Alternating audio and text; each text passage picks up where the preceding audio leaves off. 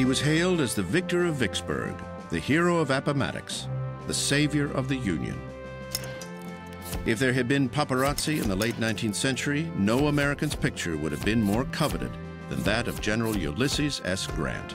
There were no movie stars in that period of time. There were very few authors that were well known. There was no television. Grant was as close to a star celebrity in the United States in the late 1860s and 1870s as you could have had. Well, in 1868, there's no doubt but that Grant was the most popular man in the North. It was almost a shoo-in to become the Republican presidential candidate. I think enough people told him that he should be president that he kind of became convinced. And why not become president if people are willing to make you president, right? Number 18, Ulysses Simpson Grant, Republican, 1869 to 1877, 46 years old, from Ohio. At the time, he was the youngest man ever to be elected president and the first West Pointer. He was also the first to be elected without winning a majority of the white vote. That's because blacks in the South were allowed to cast ballots for the first time, and roughly 700,000 did, 12% of the total vote. They voted almost, I think, to a man for Grant. They viewed him just as they had viewed Lincoln, as central to their emancipation. Loyal to a fault, the silent general was humble and shy. As a soldier in the field, he would bathe in a closed tent so others wouldn't see him in the nude. He was also a surprisingly good artist. Some of his drawings and paintings still survive. Military heroes like Grant are supposed to cut a gallant figure in their uniforms, but descriptions of him range from rumpled to reeking of cigar smoke. Grant certainly was not a gallant figure. In fact, he was short, looked a little bit dumpy because of the way he carried himself. Grant was pretty short and kind of schleppy, to use a modern phrase. He frequently had a cigar in his mouth, which made him look a little more disheveled. In addition to his smoking habit, 20 cigars a day, President Grant was an adrenaline junkie. In an era before automobiles, he relied on pure horsepower to satisfy his need for speed. In 1866, he won an impromptu drag race through Central Park against a coach carrying President Andrew Johnson. As president, he once got a speeding ticket for driving his horse-drawn carriage too fast down M Street. He paid a $20 fine. Not surprisingly, Grant's approach to the presidency was similar to his approach on the battlefield. He seemed to feel at the beginning, Grant, that the president was like a military commander. He had subordinates. The subordinates would be loyal to him. He had a tendency, however, to appoint cronies, relatives of his wife, old buddies from the Army days, to positions of power in his administration, which they then, in many cases, proceeded to abuse. In a way, Grant saw his presidency as a continuation of his service in the Civil War. When Grant was nominated for president, he said, let's resolve these questions that are left over from the war. Let us have peace. Those simple, elegant words became his campaign slogan, let us have peace. As it turned out, Grant's administration was anything but peaceful.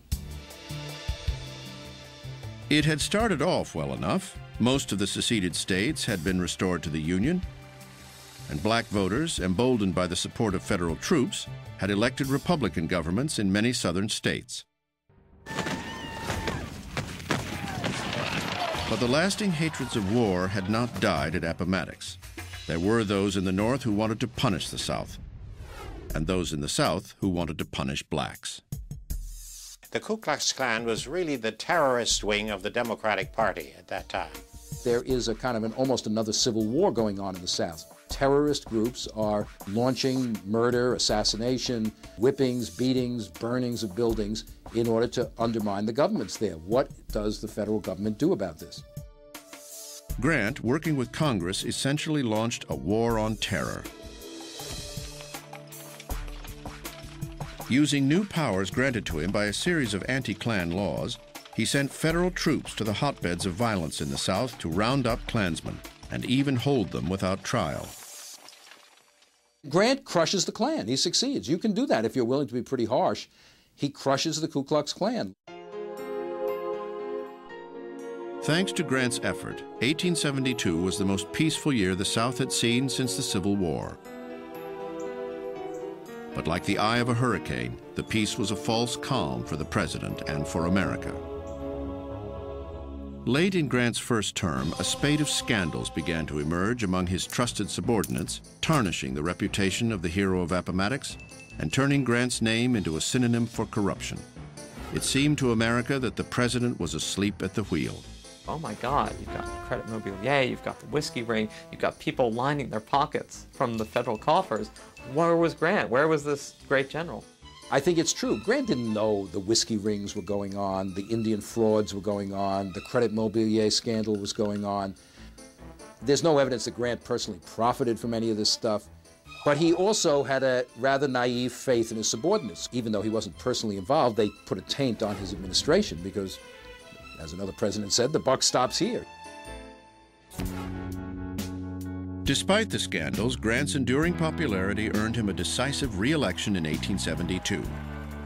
His second term was marred by an escalation in Southern violence. Things began to fall apart after Grant was re-elected in 1872. One Southern state after another was recaptured by the Democrats. Violence continued. During his first term, Grant didn't hesitate to quell violence in the South by sending federal troops. But the political climate of his second term would not allow for such bold executive action. In 1873, an economic depression in the North contributed to a shift in public opinion about the problems of Reconstruction in the South. People didn't want to hear about it anymore. They didn't want to pay for it anymore. Americans do have short attention spans. And the idea of an endless occupation of the South, very few people had stomach for it. So, by 1875, when the governor of Mississippi asked for federal troops to end an outbreak of electoral violence, Grant failed to act. By the end of his presidency, Grant is sitting by without doing anything as one after another of these Southern governments are basically overthrown by terrorist groups, and Reconstruction is coming to an end. Reconstruction wasn't Grant's only challenge. Another confounding domestic issue of the day was Indian affairs. Grant came into office hoping to pursue a peace policy towards the Indians. But it doesn't happen. There is no peace. There is more war. It was during Grant's second term that George Armstrong Custer and his 7th Cavalry were annihilated by Indians on the banks of the Little Bighorn River. Custer's last stand was the exception. Usually it was the Indians who were massacred. Tragically, during his administration, conflict not only continued between the Army and the settlers in the West and the Indians, but actually intensified. In the end, President Grant is remembered more for his magnificent failures than his well-intentioned efforts. Grant's administration is considered one of the real failed administrations in American history. Often ranks right at the bottom, just above Richard Nixon. But Grant's stock is rising in recent years. In a lot of ways, he is not remembered and not credited for the really astonishing steps toward black equality that occurred during his 2 terms in office. It is this effort, endorsed by a man of war who fought for peace, attempted but never fully realized during his administration, that may be the true legacy of Grant's presidency.